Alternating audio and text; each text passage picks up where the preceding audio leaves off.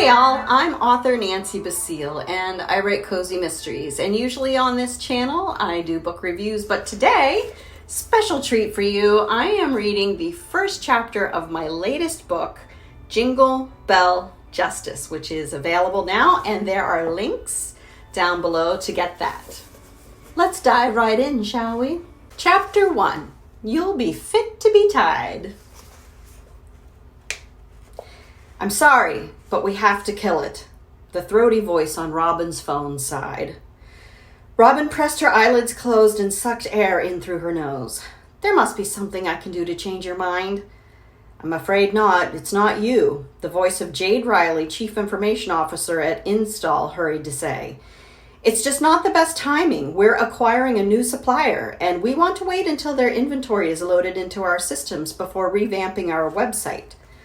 When Robin Pierce left her stable, well-paid position with a web business in Cleveland, she had high hopes for starting her own business in her hometown of River Sutton, West Virginia. What could be better than making bank all on her own, using her well-honed skills and in-depth knowledge of web traffic analysis? Here's what. Doing it in the old farmhouse she now owned while dating her smoking hot high school crush. But Jade's words slashed through those hopes like a scythe through fall wheat. Install was the largest appliance part supplier in North America. Robin had worked closely with Jade at her previous job before she took the dizzying leap of quitting to start her own company. Install's website saw hundreds of thousands of customers a day. Partly thanks to Robin's insights into their website traffic and how they could tweak keywords, metadata, and images to appeal to the broadest customer base. She'd been counting on them to be the cornerstone client in her new business. Install, however, was proving to be a crumbling cinder block instead. Do you have a timeline for that? Robin chewed her upper lip. Unfortunately, no. Right now, everything's in the hands of our attorneys, and you know how that goes, Jade chuckled. But Robin didn't see any humor in the situation. I do. A gust of breath threatened to blow past Robin's lips, but she held it back, not wanting to sound desperate. You'll let me know when the project moves forward again? Definitely. Your skills are the reason for our website's success. Like I said, it's just bad timing. The two women wished each other happy holidays and promised to keep in touch before they hung up. The area rug cuffed up a cloud of dust as Robin dropped cross-legged onto the floor. It was one of the pieces that came with the old farmhouse Robin bought. After spending time with her family, as well as the handsome former quarterback Sheriff Chris Payne, she decided she'd had enough of city life and needed to be with her family. Now she and Chris were dating, and she'd moved into the old Sadler farmhouse where her childhood BFF Kim had lived. Even though Kim had been murdered, the house still held fond memories of late-night summer sleepovers and balloon-filled birthday parties. Dusting off her jeans, Robin pulled up her spreadsheet of clients on her phone. They were labeled current, potential, and nope. Pressing her lips together, Robin moved Install from current to potential. Install was supposed to be her big payout with enough to keep her warm and fed for months. The two remaining clients were small businesses who didn't need ongoing help. Unless she could convince them to contract her for long-term services, their fees would only see her to the end of the year. Then, she was in trouble. The boxes and sheet-covered furniture that surrounded her seemed to mock her. Weeks ago, moving to River Sutton, buying a house and starting a business made sense.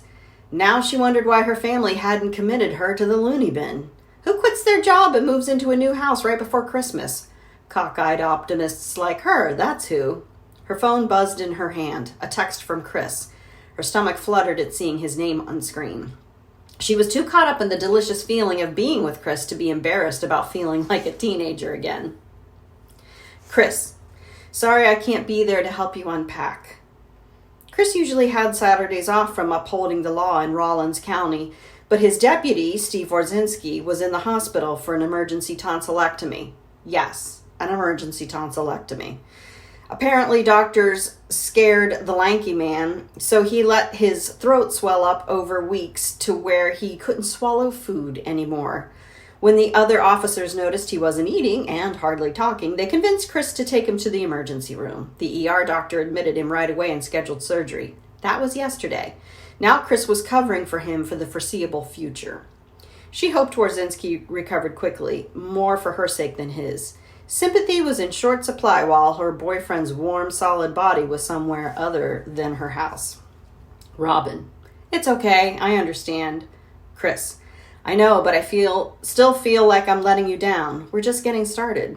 The corners of Robin's lips lifted. Robin. Guess you'll have to make it up to me. Heart emoji. Chris. I'm counting on it. Wink emoji.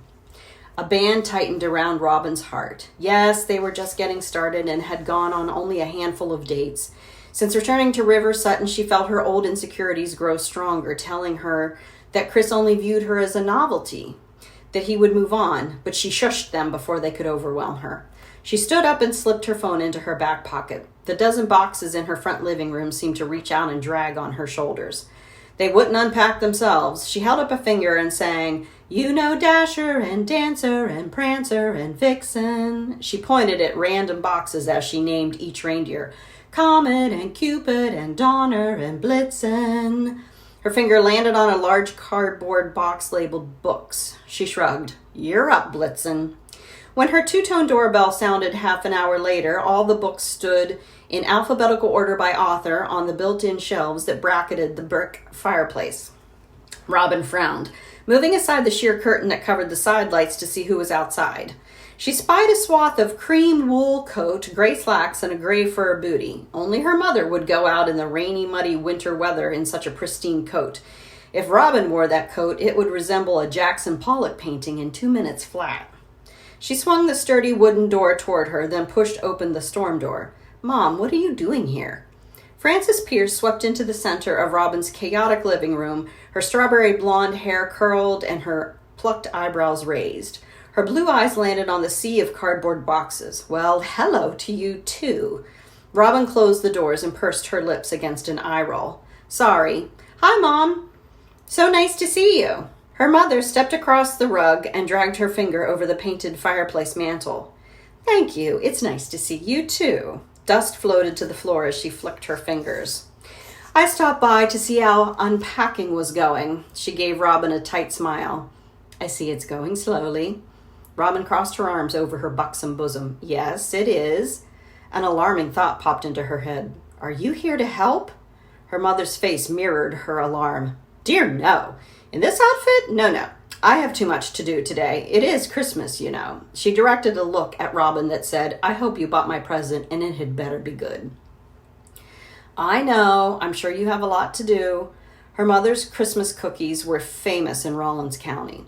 Robin would rather be head rock picker at the Grand Canyon than bake dozens upon dozens of cookies. But baking was one of her mother's favorite things to do for Christmas. Well, I've been decorating since the day after Thanksgiving, so that's done. She ticked off tasks on her fingers. Your father put up the outside lights the same weekend. Then I sent all my cards the following Monday. I've got all the gifts bought and wrapped. That reminds me. She clasped her hands in front of her, and a somewhat toothy smile graced her face.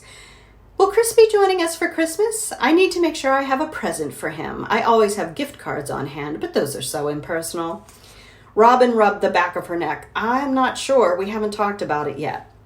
Chris's parents were prickly at best, downright mean at worst. She hoped he wouldn't mind spending the holiday with her family. Her mother's head pulled back. Not talked about it yet. Honey, Christmas is only a couple of weeks away. We haven't had a lot of time. Sweat broke out over her lip and her scalp felt itchy. Robin bent over the next box of books and pulled out a stack. He's the sheriff. She crossed to the nearest bookcase. It's not an 8 to 5 kind of job, and today he's covering for his deputy. That's right. Frances's hand flew to her sternum. Poor Stevie. His mother should have had those tonsils out when he was a boy. She shook her head. Robin squinted at her mother. I still have my tonsils. You do? Her mother looked at the ceiling, searching through her memories. I could have sworn you had surgery in kindergarten. Robin's shoulders lifted and dropped. That was Jen. She turned to the box and pulled out another pile of books. Oh, right. A sweet smile made her mother's eyes crinkle. She was the cutest thing, all tucked up in bed with her stuffed animals and ice cream. I remember. Robin had wanted ice cream too, but her mother had told her to keep her figure in mind. At 8 years old. The stack of books slipped into the end of the shelf. Robin angled them to keep them from tipping over. You even moved the TV from your room into hers. Dad had to put on the radio to fall asleep.